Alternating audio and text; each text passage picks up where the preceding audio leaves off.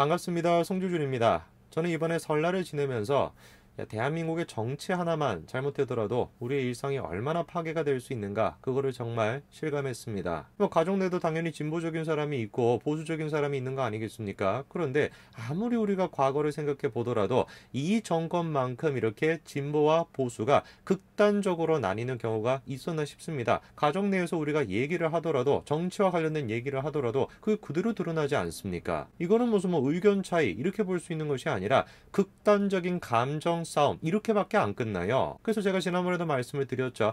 그냥 설날에는 가족의 평화를 위해 가지고 정치 얘기 안 하는 게 낫다. 그런데 정치 얘기를 또 안 하겠다라고 하면은 안 할 수가 없습니다. 왜? 일상생활에서 그대로 우리가 정치에 지금 영향을 받고 있지 않습니까? 5인 이상 모이지 말래요. 가족끼리조차도 모이지 말래요. 이게 지금 시대가 지금 어떤 시대인지 구분이 안 될 정도로 개인의 자유가 이렇게까지 침해가 되는 적이 있었나? 저는 정말 답답함을 느낍니다. 저는 이제 특히나 개인적으로 종교를 가지고 있는 사람이고 교회를 또 다니는 사람인데, 교회 다니시는 분들은 잘 아실 겁니다. 교회 다니는 게 어느 순간부터 죄가 돼버렸어요. 문재인 정부 들어가지고 나 기독교인이다, 나 교회 다니는 사람이다, 나 크리스천이다 이렇게 얘기하는 것 자체가 죄악시 됐습니다. 어디 가가지고 교회 다니는 얘기조차도 못하겠어요. 왜? 하도 문재인 정부에서 초반부터, 그리고 또 언론까지 가세해가지고 교회를 갖다가 지금 악마시 해놓지 않았습니까? 모든 지금 코로나의 원인을 교회 탓이다, 다 그렇게 만들어놨어요. 괜히 하는 얘기가 아닙니다. 일상생활에서 우리가 실제로 나 교회 다닌다, 기독교인이다 이렇게 얘기한다면은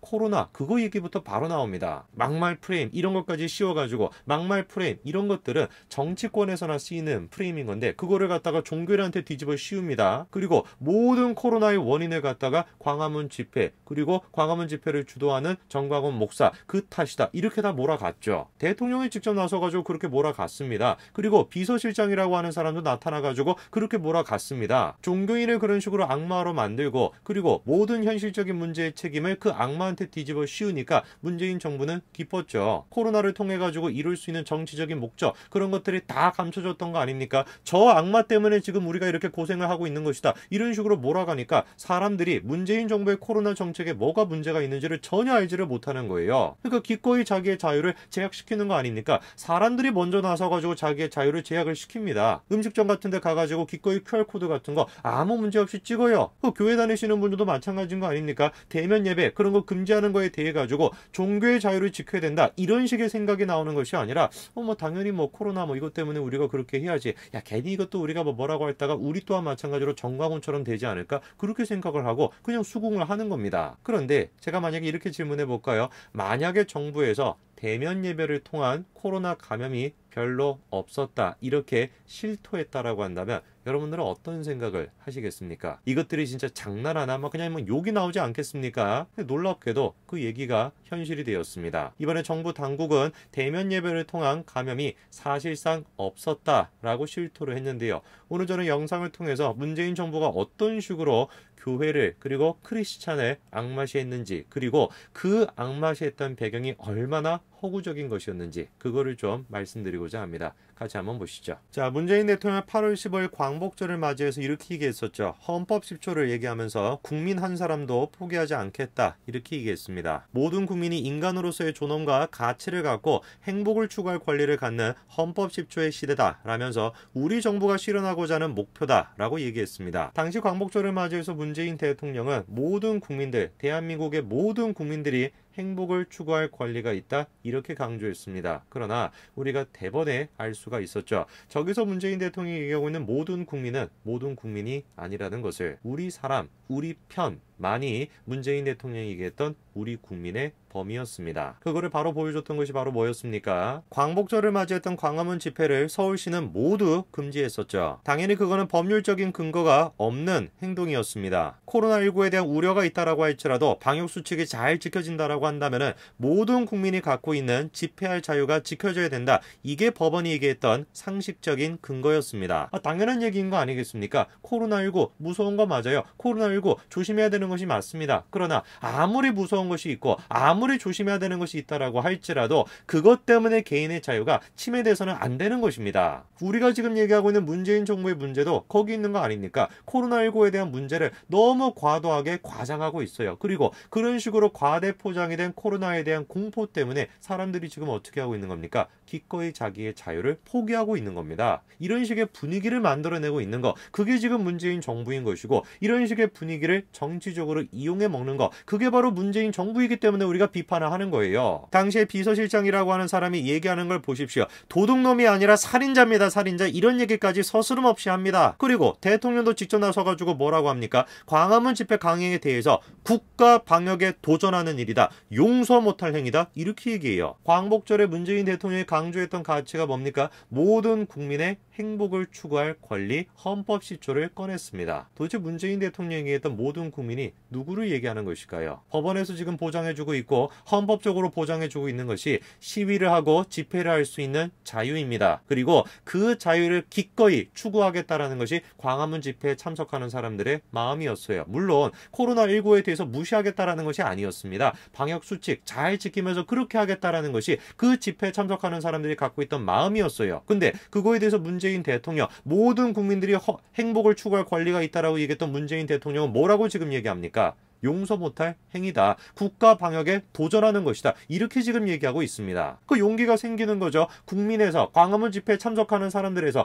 더 한 단계 나아가지고 누구를 이제 콕 집어가지고 공격했던 겁니까? 사랑제일교회 신도들이 광화문 집회를 강행한 것을 두고 국가 방역 시스템에 대한 명백한 도전이자 국민의 생명을 위협하는 용서할 수 없는 행위다. 이렇게 비판한 겁니다. 저게 지금 어떤 정치인이 하는 얘기가 아니에요. 진영 논리에 빠져있는 정치인이 하는 얘기가 아니라 대통령이 했던 얘기입니다. 사랑제일교회 그 지금 신도들을 상대로 해가지고 콕 집어가지고 용서 못할 행위다. 이렇게 얘기하고 있었던 겁니다. 모든 지금 코로나 사태에 대한 원인이 사랑제일교회에 있다. 정광훈 목사에 있다. 기독교에 있다. 크리스천에 있다. 이렇게 지금 몰아가는 겁니다. 저 같은 사람들은 계속해서 의심을 했죠. 야, 무슨 소리 하는 거냐. 교회 한번 가봐라. 예배 드리러 한번 가봐라. 얼마나 방역수칙 잘 지키는지 한번 직접 가가지고 봐봐라. 이건 무슨 뭐 손소독하는 것부터 시작해가지고 거리두기부터 시작해가지고 모든 원칙을 철저하게 다 지키고 있는데 어떻게 지금 교회의 대면 예배가 지금 코로나의 직접적인 원인이 될 수가 있냐. 이런 식으로 방역수칙을 철저하게 잘 지키는데도 코로나의 직접적인 원인이 된다라고 한다면은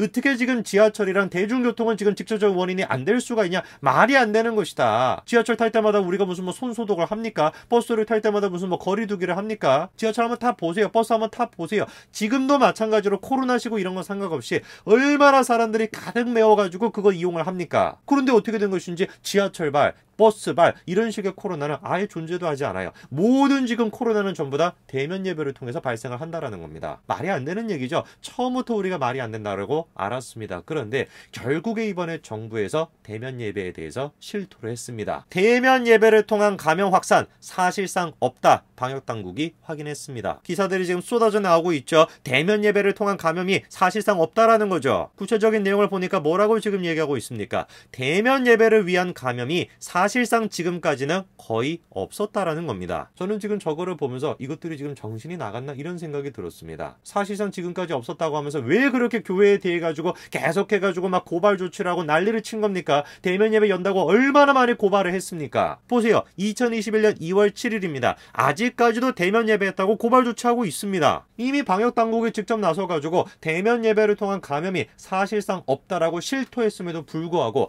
2월 3일날 그런 식으로 실토했음에도 불구하고 2월 7일 현재까지도 마찬가지로 대면 예배 때문에 지금 코로나 감염되고 있다 고발 조치까지 하고 있는 거예요. 이게 지금 종교 탄압이 아니면 뭡니까 도대체? 분명히 지금 뭐라고 실토하고 있습니까? 밀집도가 상당히 낮고 마스크 착용, 손 씻기, 사전 방역 조치 등이 이루어지기 때문에 교회에서 대면 예배를 통한 감염은 사실상 없다라는 겁니다. 문제가 되는 거는 그 이후의 모임이라는 거죠. 아니 생각을 한번 해보세요. 예배를 드릴 때 같은 경우는 방역 수칙을 잘 지키고 있기 때문에 코로나 감염의 위험이 없었대요. 그 이후의 모임이 문제래요. 그러면은 종교활동 이후의 모임은 종교의 문제가 아니잖아요. 그거는 그냥 일상생활의 문제인 거 아닙니까? 예배 끝나고 뭐 집사님들끼리 모여가지고 뭐 장로님들, 권사님들 모여가지고 식사하러 간다. 그게 어떻게 종교적인 문제가 돼야 되는 겁니까? 정말 제가 부탁드리고 싶습니다. 한국에 지금 교회를 이끌어가고 계시는 목사님들, 정말 이 문제에 대해서 우리가 침묵하면 안 됩니다. 그리고 한국에 지금 나라를 위해서 기도하고 있는 수많은 기독교인들, 수많은 지금 크리스찬들, 정말 이 문제에 대해 가지고 우리가 침묵해서는 안 됩니다. 있습니다. 문재인 정부는 지금 기꺼이 개인의 자유를 침해하고자 하고,